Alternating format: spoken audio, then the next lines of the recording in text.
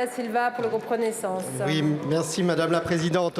Ma question s'adresse à Madame la Ministre du Travail, de la Santé et des Solidarités. Madame la Ministre, depuis plusieurs semaines, l'apprentissage est au cœur de l'actualité. Son développement significatif, sans précédent, avec plus d'1 million de jeunes alternants, est une réussite de la politique volontariste voulue par le Président de la République et que notre majorité a su mener depuis la fameuse loi Avenir professionnel de 2018. C'est aujourd'hui une réussite française reconnue par tous les acteurs de la formation dont je crois nous pouvons être fiers. Désormais, ce succès français incontestable doit aller de pair avec un financement pérenne, juste et lisible.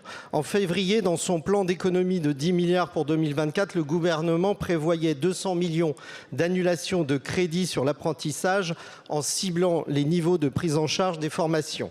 Cette révision des coûts contrats, dont on sait qu'elle visera les niveaux supérieurs 6 et 7 à partir de Bac+3, est une mesure juste et de bon sens. C'est en effet le secteur de l'apprentissage qui se porte bien et il faut le dire aussi, c'est souvent là où l'on observe des marges les plus profitables pour les CFA.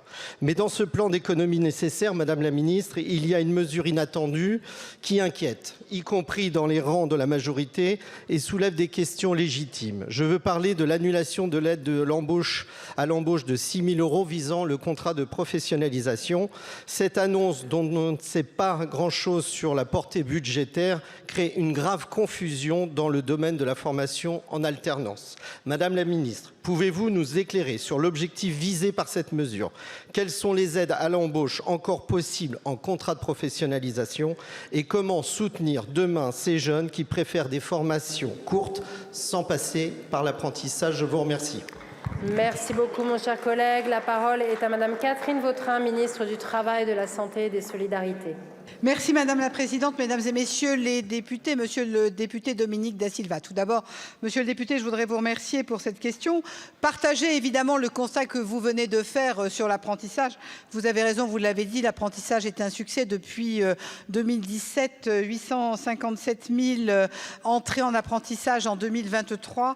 Pour 317 000 en 2018, les chiffres sont effectivement tout à fait clairs et je pense que c'est effectivement extrêmement important. Je le dis clairement, nous ne toucherons pas aux aides concernant l'apprentissage.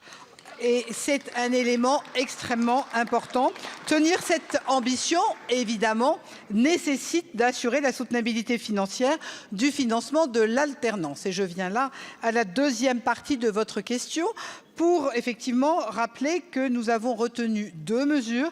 La première, en nous appuyant sur les recommandations de France Compétences, nous procéderons à l'ajustement des niveaux de prise en charge des contrats ciblant les seules formations des niveaux 6 et 7.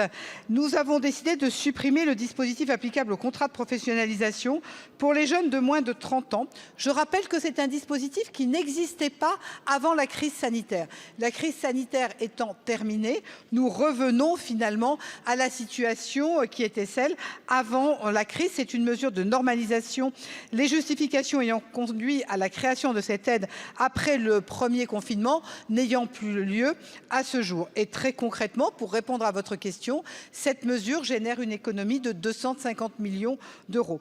Les contrats de professionnalisation resteront attractifs pour les entreprises qui bénéficient d'un soutien public avec une exonération de cotisations patronales et le financement de la formation pour les OPCO. Elles seront versées par France Travail pour les demandeurs d'emploi de plus de 26 ans et pour les demandeurs d'emploi de 45 ans et plus. Donc il y a encore des aides sur des cibles plus resserrées, mais je crois que c'est important. On recadre cet élément et on maintient l'apprentissage. Merci beaucoup, Madame la Ministre.